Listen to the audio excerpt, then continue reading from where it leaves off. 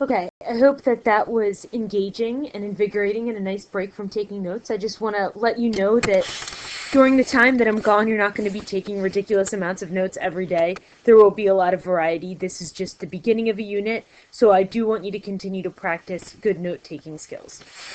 So Roman numeral 5, should I say Greek numeral, which doesn't exist, is the 6 elements of tragedy. This should sound familiar from the 6 elements of fiction. So get those down, 1 through 6. The plot in the 6 elements of tragedy is the most important because it's indicating the fate, which reflects the moral order and the characterization of the characters. So the plot's the most important part here. Characters, characters, you know what they are. I want you to look specifically for dynamic changes. You should pause now and review what is the term dynamic. Dynamic. Okay, one more food for thought here. Given that most characters are dynamic, or most heroes are dynamic, why does that make sense given the 4 terms that occur in the genre? So analyze what's going on up here. Why is it inevitable that the main character would be dynamic if Aristotle is correct in identifying these forms? Discuss that for a second. See if you can find an answer.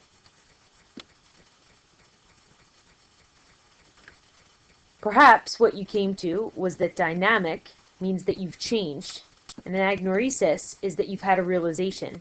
So you're having some sort of internal epiphany, thus you're dynamic. So hopefully you got there. Diction is word choice, or in this case speech, dialogue.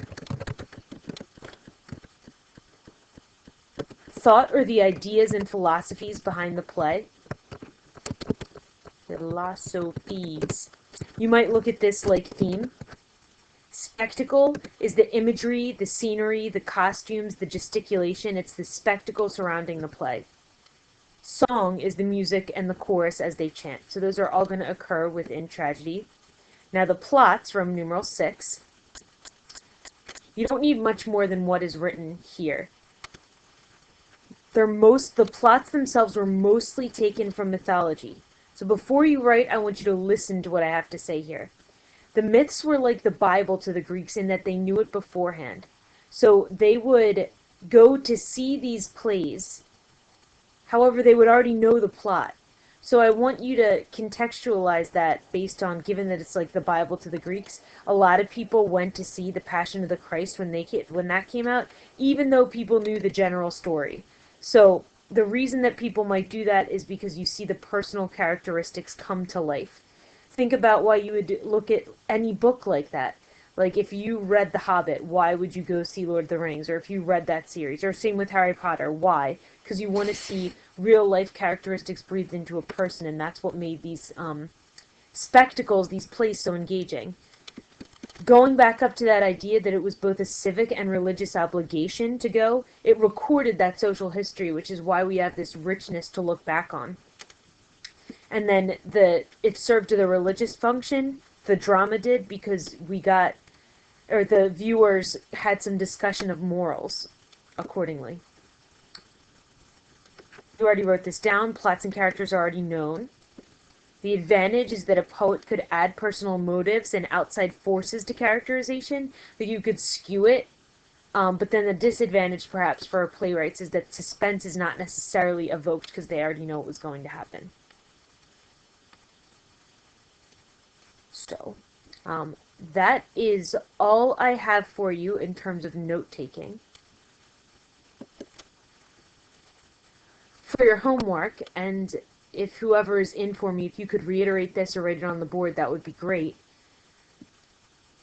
This weekend, you should be working on your projects because come Monday, you're going to have reading to do in Antigone, and on Tuesday, you're going to have an open note quiz on what we just went over. So make sure you put in adequate time this weekend into working on the project. Get what you need to done, and if you have any questions at all about any of this, please don't hesitate to email me. as you've seen, all of these links are on the website, so if you missed something, I invite you to listen to my droning on and on excitedly about Greek plays on your own time. They'll be there for you to access. So thanks for watching. Wish I could be there. Bye.